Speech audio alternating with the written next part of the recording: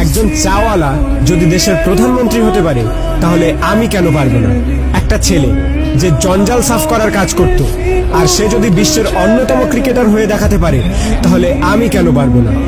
একটা মানুষ কোনো ডিগ্রি ছাড়াই শুধুমাত্র পেট্রোল পাম্পে কাজ করে ইন্ডিয়ার বেস্ট বিজনেসম্যান হতে পারে তাহলে আমি কেন পারবো না? হাই স্কুলের বাস্কেটবল টিম থেকে বাদ দিয়ে দেওয়ার পরেও যদি সে দুনিয়ার বেস্ট বাস্কেটবল প্লেয়ার হতে পারে তাহলে আমি কেন পারবো না? কিছু লোক কলেজ ড্রপ আউট করার পর নিজের কোম্পানিতেই কলেজের টপারদের হায়ার করতে পারে তাহলে আমি কেন পারবো না?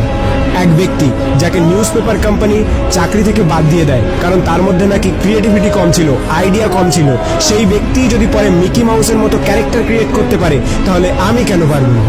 একটা মানুষ যার গার্লফ্রেন্ড তার সাথে ব্রেকআপ করে নেয় এবং তাকে সমস্ত সোশ্যাল সাইট থেকে ব্লক করে দেয়, কিন্তু সেই ব্যক্তি পরে দুনিয়ার সব থেকে বড় সোশ্যাল নেটওয়ার্কিং সাইট ফেসবুক বানিয়ে দিতে পারে তাহলে আমি কেন পারবো না? এক ব্যক্তি 999 বার ফেল হওয়ার পরেও হার না মেনে 1000 বারের মাথায় বাল্ব আবিষ্কার করতে পারে তাহলে আমি কেন পারবো না?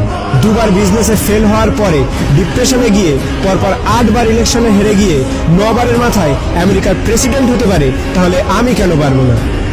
এক ব্যক্তি যাকে নিজের কোম্পানি থেকে তাড়িয়ে দেওয়ার পরেও যদি অ্যাপেলের মতো কোম্পানি গড়ে তুলতে পারে তাহলে আমি কেন পারবো না? একটা মেয়ে যে 9 বছর বয়সে সেক্সুয়ালি অ্যাবিউজড হওয়ার পরেও 10 বছর বয়সে প্রেগনেন্ট হওয়ার পরেও লোকাল টিভি শো থেকে বের করে দেওয়ার পরেও অস্কার জিততে পারে এবং কোটি কোটি টাকা ইনকাম করতে পারে তাহলে আমি কেন পারবো না? একটা জবলেস মেয়ে যার স্বামী তাকে ডিভোর্স দিয়ে দেয় এবং 3 বছরের বাচ্চাটিকে মানুষ করার দায়িত্ব তার উপরে চলে আসে, ডিপ্রেশনে যাওয়ার পরেও ওয়ার্ল্ডের সব থেকে বিখ্যাত নোভেল সিরিজ অর্থাৎ হ্যারি পটার লিখে ফেলে, যার ফলে সে কোটি কোটি টাকা ইনকাম করছে, তার একদিনের ইনকামে একটি ল্যাম্বরগিনি কেনা যাবে। এক ব্যক্তি যার পুরো বডি প্যারালাইজড, চলাফেরা তো দূরের কথা, নিজের আঙুল পর্যন্ত নাড়াতে পারে না, সে যদি ওয়ার্ল্ডের one of the best scientist হতে পারে তাহলে আমি কেন পারবো না? তোমরা সব জিনিসই অ্যাচিভ করতে পারো যেটা তোমরা করতে চাও, যার স্বপ্ন তোমরা দেখো, শুধু তার জন্য একটা আগুন দরকার, একটা স্পার্ক দরকার। নাথিং ইজ ইম্পসিবল, আর এই স্পার্ক তোমাদের নিজেদের মধ্যে আছে। তুমি নিজেই দোষী তোমার ফেল হওয়ার জন্য।